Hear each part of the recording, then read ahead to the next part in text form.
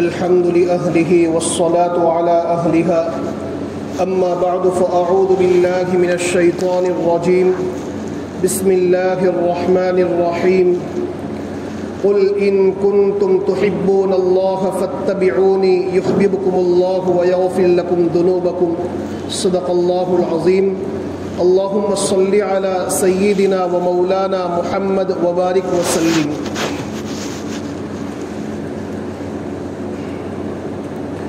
گزشتہ ہفتے میں نے یہ وعدہ کیا تھا کہ اگلی مجلس میں انشاءاللہ جناب نبی کریم سرور دو عالم صلی اللہ تعالیٰ علیہ وسلم کی زندگی پر ہونے والے اعتراضات کے متعلق چند باتیں عرض کروں گا۔ اللہ کے نبی علیہ السلام کے متعلق اس وقت دشمنان اسلام کی جانب سے جو اعتراضات کیے جا رہے ہیں ان میں سے ایک اعتراض تو یہ ہے کہ اللہ کے نبی علیہ السلام نے متعدد نکاح کیوں فرمائے؟ ایک نکاح کر لیتے، دو نکاح کر لیتے، 11 عورتوں سے شادیاں کیوں کی؟ اور دوسرا اعتراض یہ ہے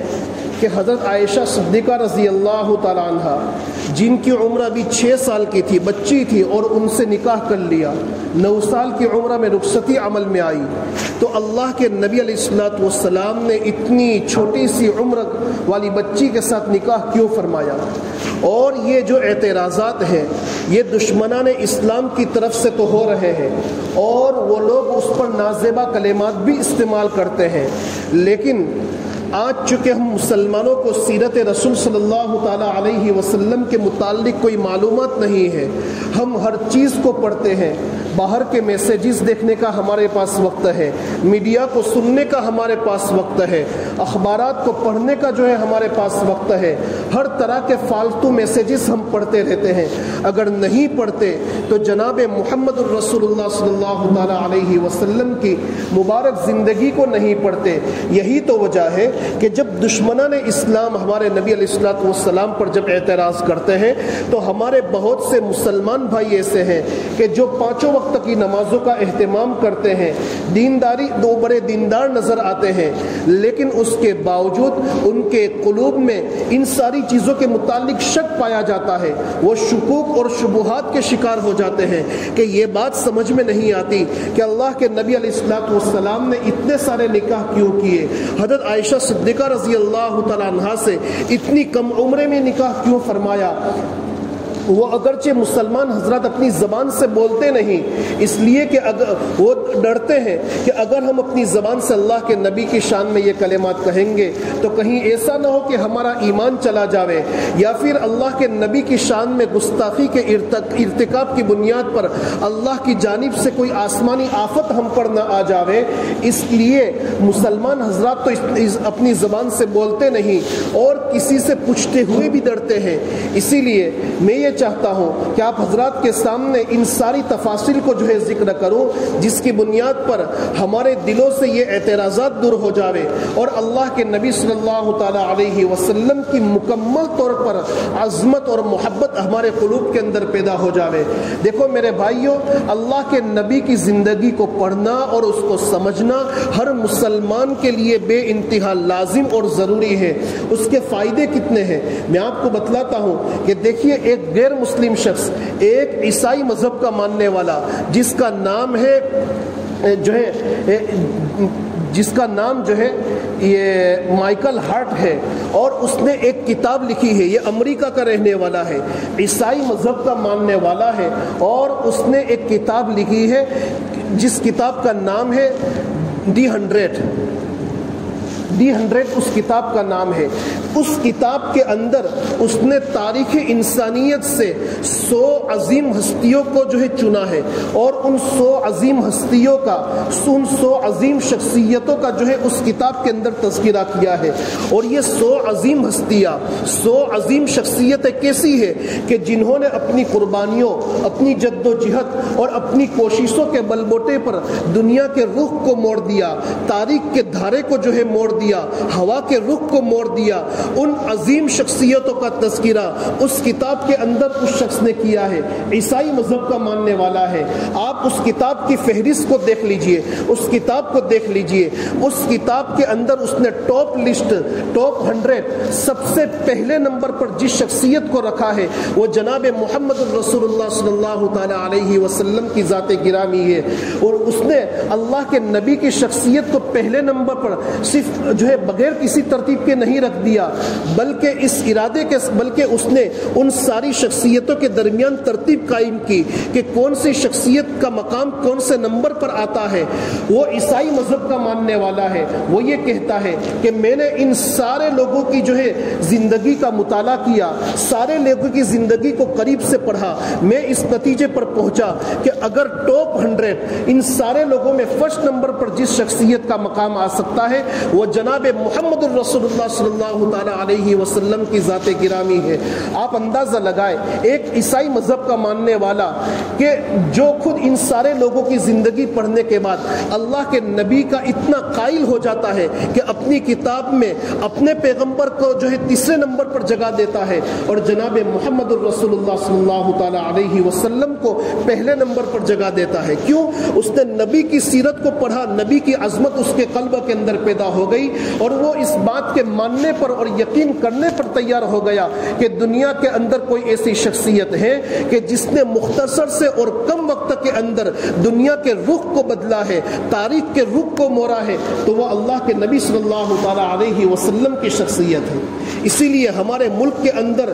جو پرانی عظیم شخصیتیں گزری ہے، جیسے گاندھی جی کا تذکرہ آپ لے لیجئے کہ حضرت مولانا منظور نعمانی دامت برکاتہم، جو حضرت مولانا سجاد صاحب نعمانی دامت برکاتہم کے والد بزرگوار ہیں، انہوں نے اپنی اس ایک کتاب کے اندر یہ لکھا ہے کہ ایک مرتبہ کسی بہت بڑے فنکشن کے اندر گاندھی جی نے یہ کہا کہ اگر صحیح قیادت کرنا ہے اور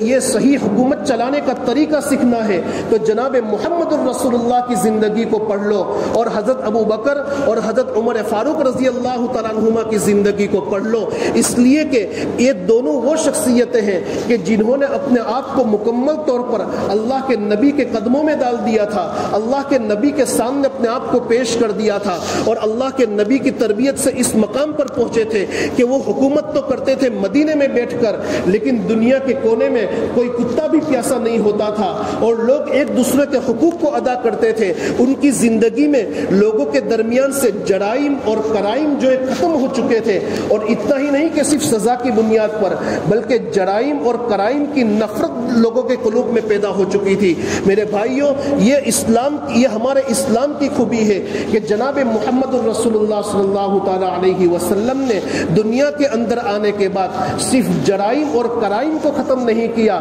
بلکہ اس کی نفرتیں لوگوں کے قلوب میں پیدا کی کہ زنا ایک بہت بری چیز ہے، سود کا استعمال کرنا، دوسروں کی پراپرٹی کو ہڑپ کرنا یہ انتہائی بری چیز ہے۔ گناہوں کی نفرت، نافرمانیوں کی نفرت، جرائم کی نفرت ہمارے قلوب کے اندر اللہ کے نبی صلی اللہ تعالی علیہ وسلم نے پیدا کی۔ تو کہنے کا مقصد یہ ہے کہ اگر ہم دوسرے لوگوں نے، دوسرے مذہب کے لوگوں نے نبی کی زندگی کو پڑھا تو وہ نبی کی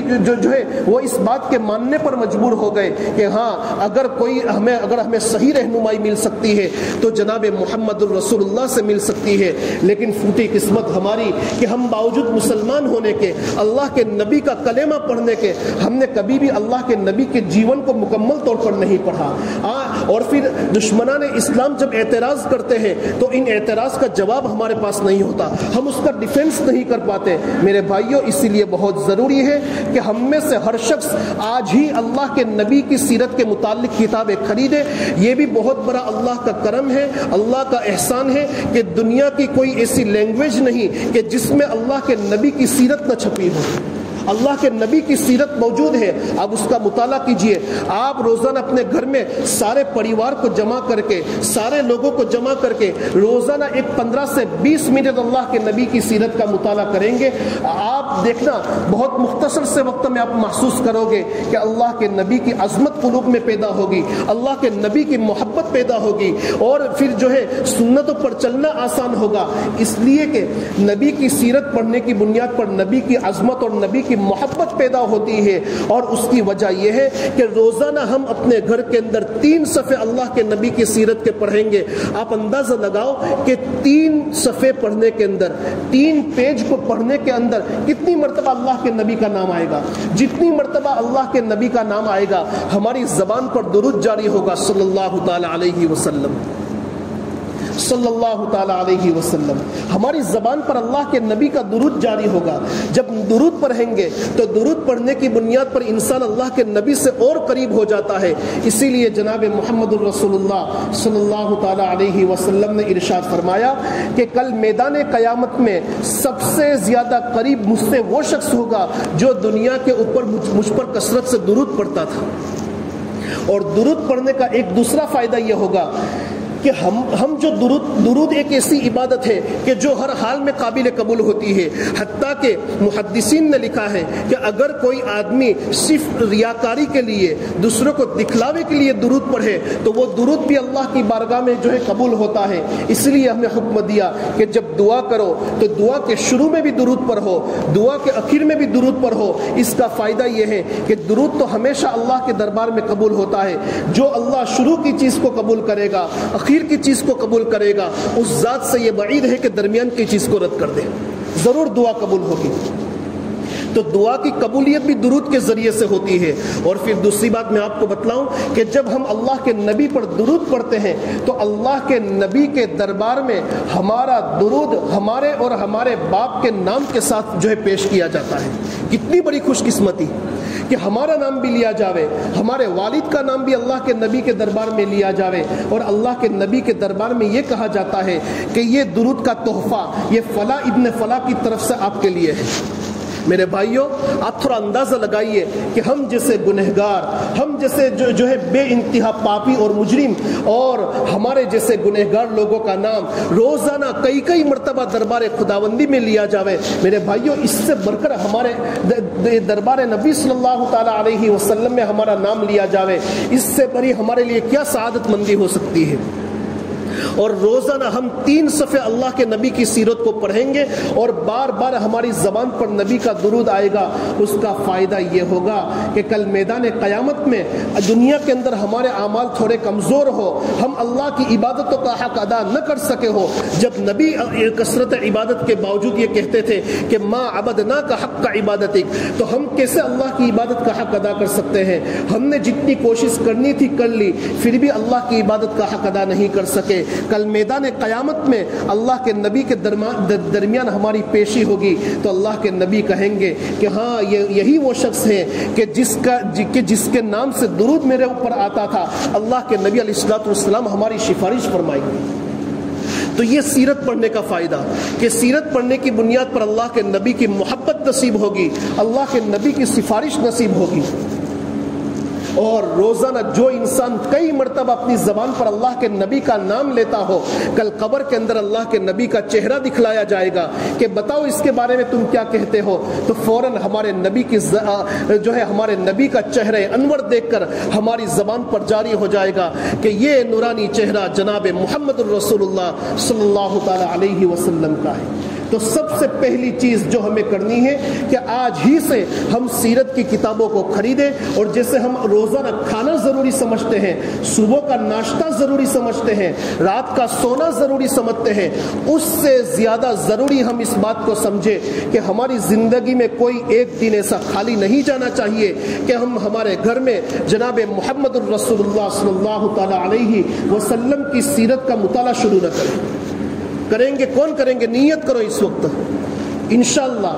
ہم سب شروع کریں گے انشاءاللہ۔ پہلی بات۔ دوسری بات یہ ہے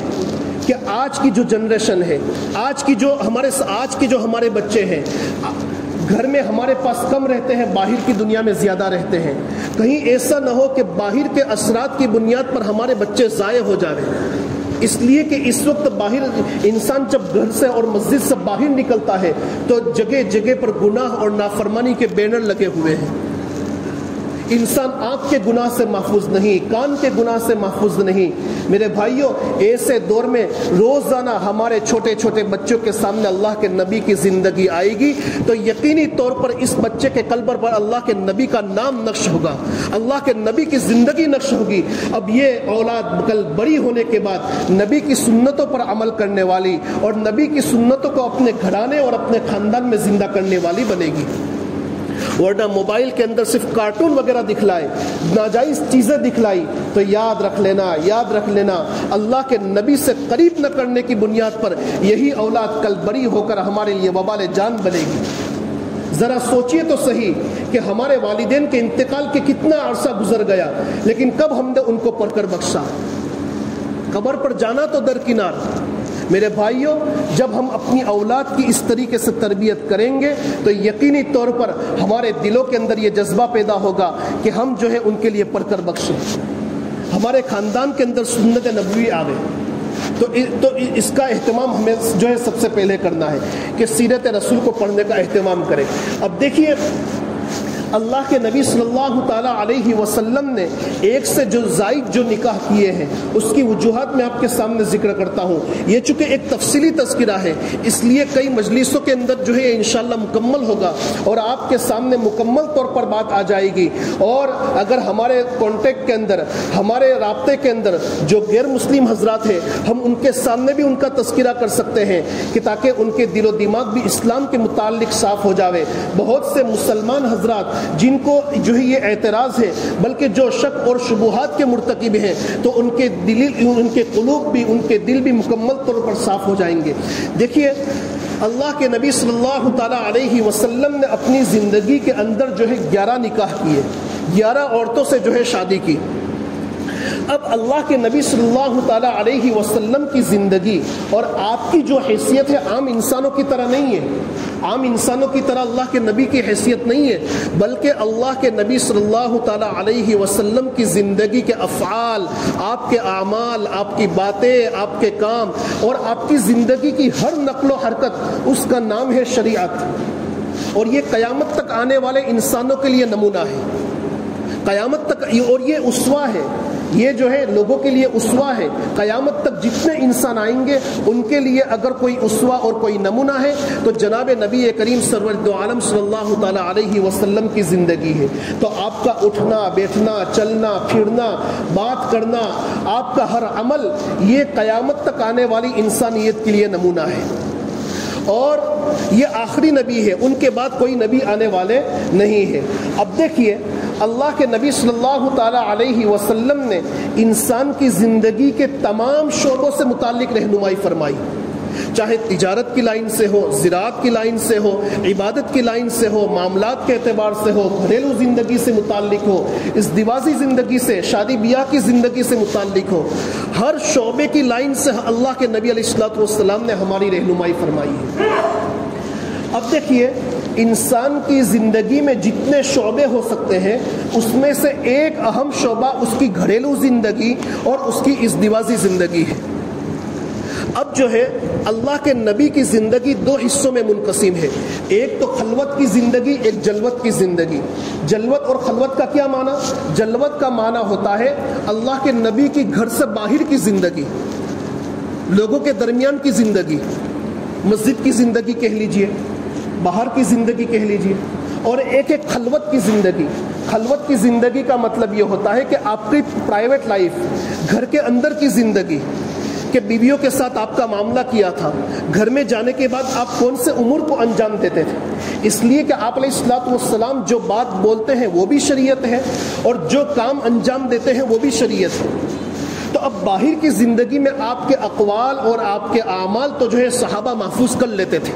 اور صحابہ نے اس کو محفوظ کر کے امت تک پہنچایا، یہ بھی صحابہ کا بڑا احسان ہے۔ میرے استاذ گرامی حضرت مولانا محمد یونس صاحب، شیخ الحدیث مولانا محمد یونس صاحب جونپوری رحمۃ اللہ تعالیٰ علیہ، کبھی کبھی درس میں فرماتے تھے کہ اللہ کے نبی کے صحابہ جو تھے ان کے نام پر بھی صدقہ کیا کرو، اس لیے کہ اگر صحابہ اللہ کے نبی کی زندگی کو محفوظ نہ کرتے اچھے طریق پر تو آج ہمیں زندگی گزارنے کا سلیقہ نہ ملتا۔ تو صحابہ کا بھی امت پر بڑا احسان ہے تو باہر کی زندگی کو حضرات صحابہ نے محفوظ کیا، لیکن اللہ کے نبی کی ایک اندرونی زندگی تھی، خاندانی زندگی تھی کہ ایک مرد جو ہے خاندان سے پیدا ہوتا ہے، جب وہ شادی کرتا ہے تو دوسرا خاندان وجود میں آتا ہے، تو شریعت میں اس کے کیا احکام ہے؟ تو اس کے لیے ضرورت تھی کہ جیسے باہر کی زندگی ایک صحابی محفوظ نہیں کر سکتے بلکہ کثرت صحابہ کے ذریعے سے باہر کی زندگی محفوظ ہوئی، تو اندر کی زندگی کو محفوظ کرنے کے لیے کسی ایک عورت کا کام نہیں تھا، بلکہ اسی کے واسطے اللہ کے نبی علیہ الصلوۃ والسلام کو اللہ نے حکم دیا کہ اتنی زیادہ عورتوں سے نکاح کرو تاکہ اندرونی زندگی مکمل طور پر محفوظ ہو جاوے اور وہی زندگی قیامت تک آنے والے لوگوں کے لیے نمونہ بنے۔ ایک بات تو اندرونی زندگی کو محفوظ فرمایا۔ دوسری بات یہ ہے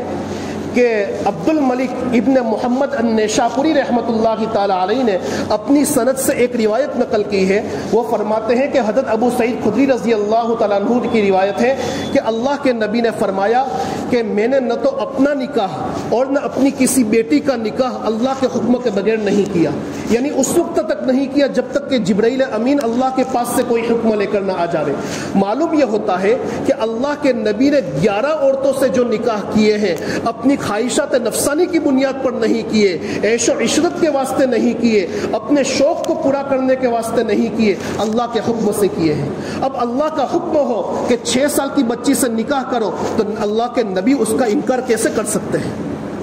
اور بھی اس کی کچھ تفصیلات ہیں، جب تفصیلات آئیں گی تو آپ کو مکمل طور پر اطمینان ہو جائے گا۔ انشاءاللہ اگلی مجلس میں یہیں سے آگے تذکرہ کروں گا۔ اللہ تبارک و تعالی عمل کی توفیق عطا فرماوے۔ وآخر دعوانا ان الحمد للہ رب العالمین۔